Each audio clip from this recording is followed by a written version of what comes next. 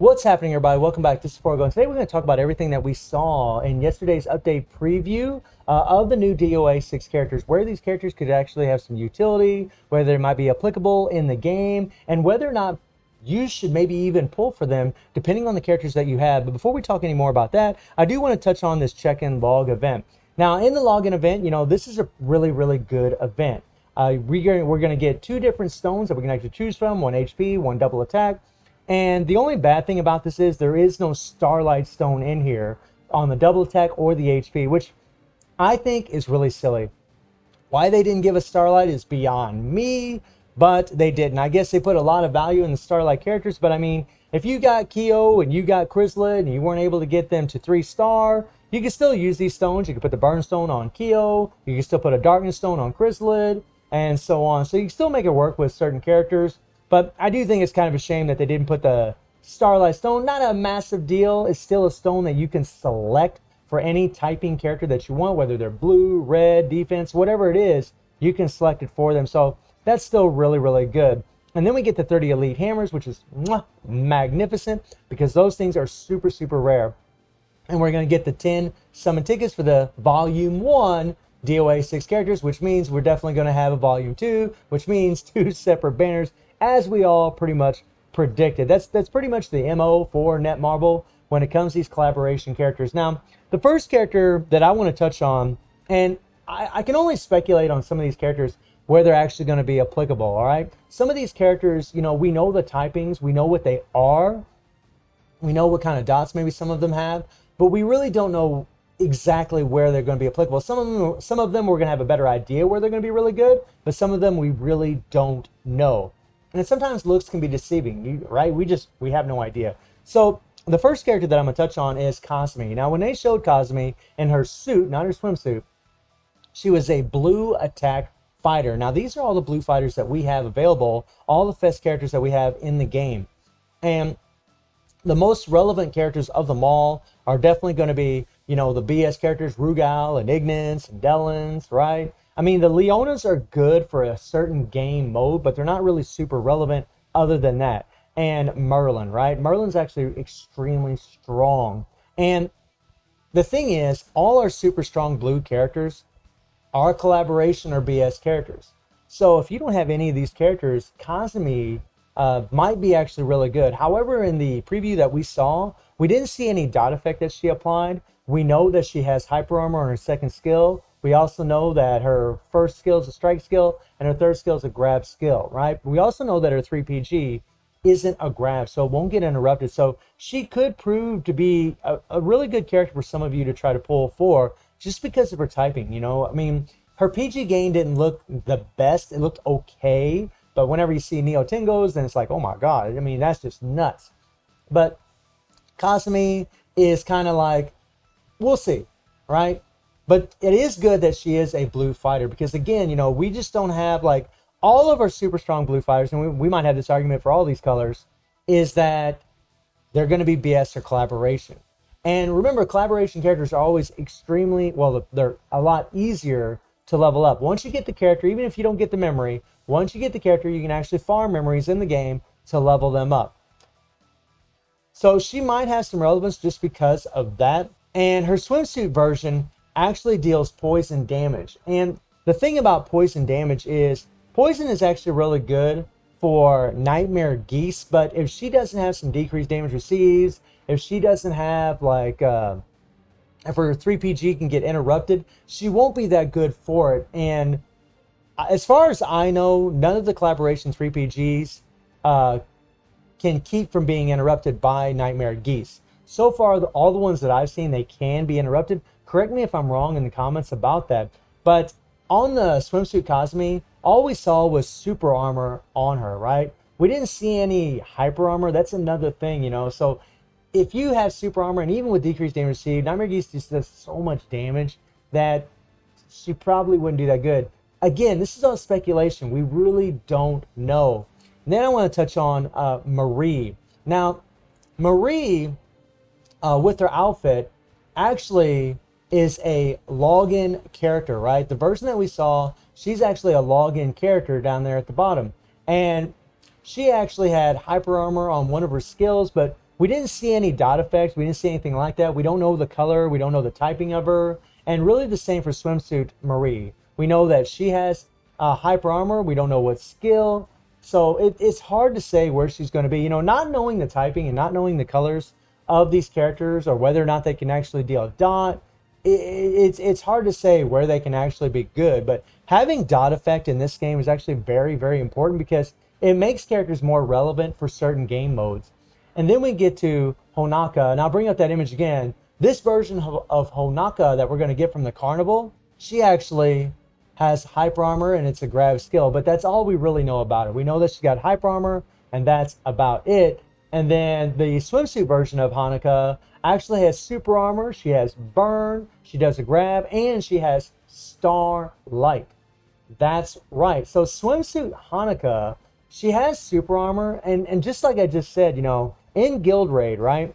If we take a character into Guild Raid against Omega, it probably would work out, right? You could probably use maybe Honaka against Starlight here on Lunatic, or against Omega on Lunatic. But I mean, if all she has is decreased damage received, she doesn't have some kind of core effect that gives her hyper armor or something like that, then she won't be that good. I mean, maybe for, you know, the burn season, that's going to be, well, not burn season, but on hard mode, that'll be a different story because just hard, the guild raids don't do as much damage to you. So she might be really good for hard mode. However, you know, whenever you take a look at the characters with burn, just around here, click off that. Whenever you look at the characters with burn, I mean, you know, there's a lot of players. I mean, if they got Keo, they're going to use Keo. I mean, if they got Rachel, they're going to be using Rachel. I mean, Orochi can actually get it done really well. I mean, there's already characters. I mean, if they got Mai, SS Mai, I mean, she's nuts. There's quite a few characters that actually can get it done for you. Myung can absolutely do it. Kamoi, or Kami, actually is how they pronounce it in the Yantama show, is very good for applying burn. Doesn't have the greatest survivability, but he does have some insane burn. So there's actually quite a few options in here for that. So I really kind of worry about Honaka as far as how relevant she's actually going to be, because if she's, you know, dealing burn and starlight, your hopes is that she's going to be really good in guild raid. But if she doesn't have the greatest survivability, she won't. Against Omega, I imagine she probably will be. They do make collaboration characters very, very strong, but the thing is, I mean, a lot of players are going to have other characters. I mean, if you don't have like SS Kyo, if you don't have like certain like SS Mai, if you don't have like certain characters like that, then maybe she'll be a really good choice for you. But there are other characters. I mean, you got Nest Kyo, you have K. There's lots of characters that have burn that can do very, very well in hard mode that are always available in the game. And as far as her having Starlight, I mean, we'll see. We'll see. I don't think she's going to be replacing anybody. But again, you know, this is just from seeing what I saw in the video. So that could change. You never know. But they make them BS and SS characters so strong that it's hard to believe that any of them would actually get replaced. Although the collaboration characters might be a good alternative for some players out there.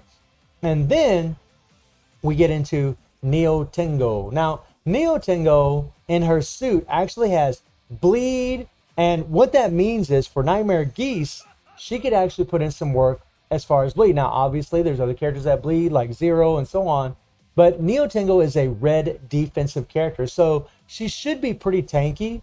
She also does have hyper armor. She has 2 grab skills. Her first skill is actually blast, and she has insane PG gain. So if Neo Tengo's 3 PG cannot be interrupted, she will be nuts. Because of her PG gain that we saw in that video, if you bring her in and you bring her against Nightmare Geese, against the bleed, or doing bleed, or even Rugal actually for that matter, doing bleed. No, Rugal's just burn and darkness. Burn, darkness, and starlight, my bad. But for Nightmare Geese, you do need some bleed for expert mode. So if her 3PG doesn't get interrupted, she could be nuts. She could be really, really good for it because of the fact that 3PG of hers just builds super, super fast. Neo Tengo does like these tornado skills on her first and second skill. And them damn things remind you of a certain someone. Let's see if I can find him real quick.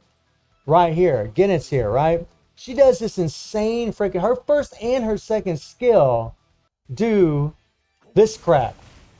And them tornadoes do an insane amount of hits. So it allows you to build up your PG super fast. I don't know what her core PG is. I don't know how much PG she has in her core. But the fact that she does 2 skills with those damn tornadoes is pretty massive, guys. It really is. I actually have high hopes for Neo Tengo, big time. Insane PG gain, 2 attacks with the tornadoes, the bleed. She's got the hyper armor. So, and remember, all that stuff can change. All that stuff can change. And then you got Swimsuit Neo Tengo, who we did see has super armor and she has darkness. And just like I was saying earlier about the fact of characters that don't have decreased damage receives, they don't have some kind of hyper armor, and if their 3PG, can be interrupted, it's just, we don't know. Like, for darkness, you can use that in Guild Raid, and you can use that against Immortal Nyx. But what's her survivability going to be like? And that's always my concern when I just see super armor. So maybe she'll have immunity, which would be great. It looks like you'll be able to cancel her skills really, really well as far as what we saw in the update preview. So I'm really, really excited for Neo Tengo. I actually think she's going to be like the shining light of the update, especially the red defense version of her. I just think that character is going to be extremely strong. Not to say the others won't be strong. It's just all I can go by is what we saw in the update preview. So let me know where you think all these characters could be good, where they could be useful, where they could be powerful. I mean, also, by the way, the fact that Neo Tengo is a red defense, she could be really good for Immortal Rock, where red has the actual advantage. And the fact that she does have bleed, it could make her actually really good for Immortal Victor, right?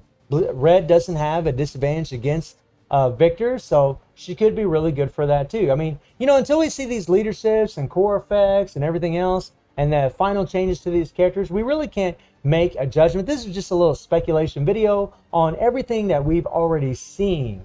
So let me know how you're all feeling about the characters. Are you excited? Are you not excited? And I do stream on Twitch at 9 p.m. GMT plus 7 time. The link will be in the description below. And I hope you enjoyed the video. Thank you for watching. Y'all take care and have a good one. See ya.